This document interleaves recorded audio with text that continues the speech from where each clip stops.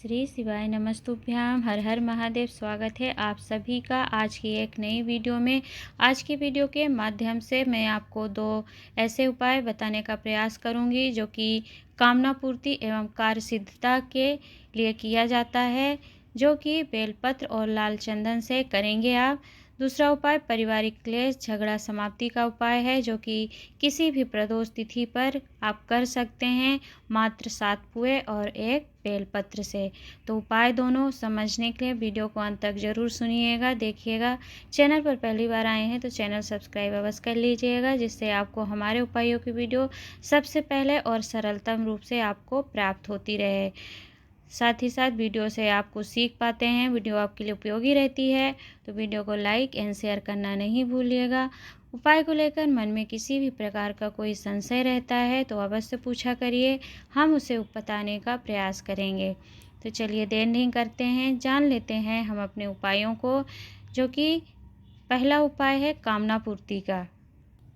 मान लीजिए कि आपकी कोई मन की इच्छा है, मन की कामना है, तो उसकी पूर्ति के लिए एवं ऐसा कोई कार्य है जो बहुत समय से आपका नहीं हो रहा है, तो उस कार्य की पूर्ति के लिए आपको क्या करना है। इस उपाय को आप चाहें तो सोमवार की अष्टमी तिथि पर भी कर सकते हैं, शिवरात्रि के दिन भी कर सकते हैं, या फिर प्रदोष तिथि पर कर सकते हैं। इन तीनों तिथियों में से आप किसी भी एक तिथि पर इस उपाय को कर सकते हैं।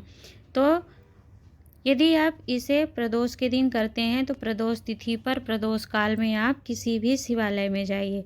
शिवालय में पहुंचकर आप क्या करेंगे, एक बेलपत्र लेकर जाइएगा। उस बेलपत्र को आपको किस प्रकार कैसे समर्पित करना है, संपूर्ण विधि को ध्यानपूर्वक देखिएगा एवं समझिएगा। सबसे पहले आपको शिवालय पहुंचकर बेलपत्र को मध्य भाग में पकड़ना है।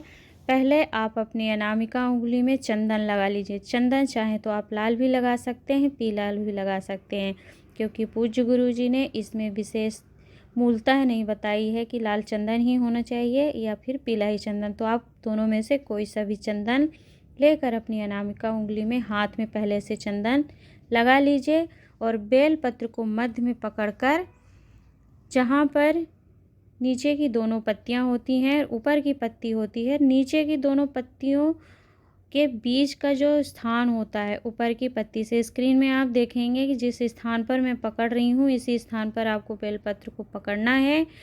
और चंदन वाली उंगली से जब इस बेलपत्र को ऊपर की पत्ती और नीचे की दोनों पत्तियों के बीच के स्थान को पकड़कर आपको अशोक सुंदरी माता के स्थान पर समर्पित करना है।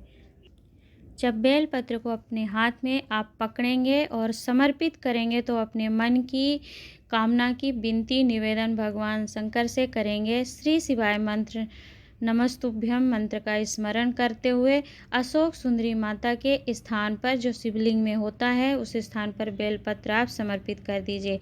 बेलपत्र किस दिशा में कैसे रखना है इसका ध्यान दीजिएगा। बेलपत्र की जो डंडी का मुख है वह जलाधारी की ओर करना है आपको, जहाँ से जल बहकर नीचे गिरता है उस ओर बेलपत्री की डंडी का मुख करके रखेंगे, और ऊपर की जो बेलपत्री का मुख है वह शिवलिंग की ओर होनी चाहिए। इस अवस्था में बेलपत्र को रखते हुए अपने मन की कामना करेंगे। अपने हाथों को बेलपत्र के ऊपर रख करके अपनी कामना बोलेंगे, कार्य की पूर्ति के लिए विनती करेंगे, निवेदन करेंगे, और फिर आप अपने घर वापस आ जाते हैं। तो यदि आप इस उपाय को प्रदोष तिथि पर करके आ रहे हैं तो अगली प्रदोष तिथि आने तक आपकी वह कामना, वह आपका कार्य अवश्य पूर्ण हो जाता है। यदि शिवरात्रि तिथि पर करते हैं तो अगली शिवरात्रि आने तक ही आपकी वह विशेष कामना, मन की इच्छा, कार्य पूर्ति अवश्य होती है। यदि सोमवार की अष्टमी तिथि पर इस उपाय को करते हैं तो अगली सोमवार की अष्टमी तिथि आने तक ही आपका यह कार्य अवश्य सफल होता है। तो आपको ध्यान रखना है कि बेलपत्र की डंडी का मुख जलाधारी की ओर और एवं पत्ती का मुख शिवलिंग की ओर करके रखना है। चंदन उंगली में पहले से ही लगा लेना है आपको, और ऊपर एवं नीचे की दोनों पत्तियों के बीच के स्थान में आपको पकड़कर अपने मन की कामना करते हुए अशोक सुंदरी माता के स्थान पर समर्पित कर देना है। इस उपाय का वर्णन पूज्य गुरुजी ने अपने तृतीय दिवस की श्री अश्वत्थामा शिव महापुराण कथा, जो कि 3 से 9 फरवरी 2023 में श्रवण करवाई थी। उसी कथा से श्रवण करके आपको उपाय बताने का प्रयास की हूँ। चलते हैं हम अगले उपाय की ओर, जो कि पारिवारिक क्लेश झगड़ा से समाप्ति का उपाय है, जो कि आपको 7 पुए एवं 1 बेलपत्र से करना है। किसी भी प्रदोष तिथि पर कर सकते हैं। परिवार क्लेश झगड़ा समाप्ति का उपाय जो है 7 पुए और 1 बेलपत्र का, इसे आप सोमवार की अष्टमी तिथि, शिवरात्रि पर नहीं कर सकते, केवल प्रदोष तिथि पर करेंगे। कामना पूर्ति वाला उपाय आप तीनों तिथियों में से किसी भी एक तिथि पर कर सकते हैं।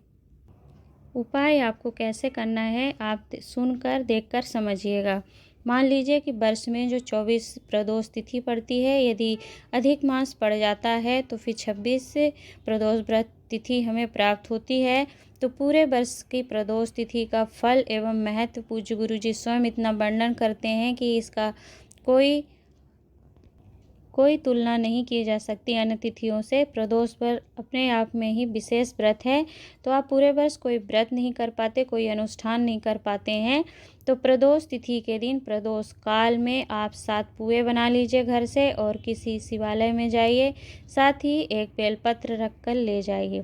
7 पुए 1 बेलपत्र लेकर आप जब शिवालय में पहुँचेंगे तो प्रदोष काल में आपको जाना है। प्रदोष काल का जो समय होता है सूर्यास्त से 45 मिनट पहले एवं बाद का जो समय होता है वह प्रदोष काल का समय कहलाता है। तो इसी समय पर आपको शिवालय पहुंचकर आप जो 7 पुए लेकर गए हैं उसके ऊपर 1 बेलपत्र रख कर के भगवान शंकर के शिवलिंग पर समर्पित कर देते हैं और फिर वापस इन पुए को उठाकर आप अपने घर लेकर आइए।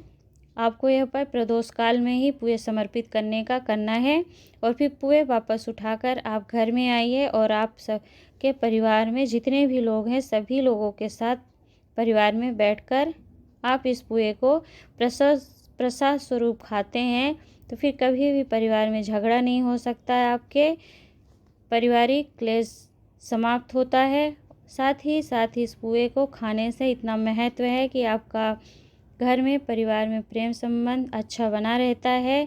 तो इस पुए का इतना भाव होता है, इतना महत्व होता है, जो प्रदोष काल में प्रदोष तिथि के दिन चढ़ाया जाता है।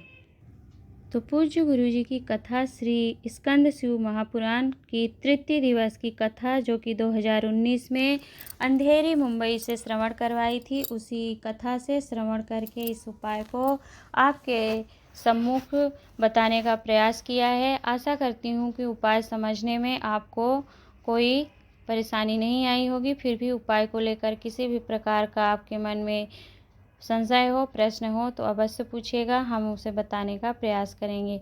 आज की वीडियो में इतना ही, मिलते हैं हम एक नए उपाय में। तब तक के लिए श्री शिवाय, नमस्तुभ्याम, हर हर महादेव।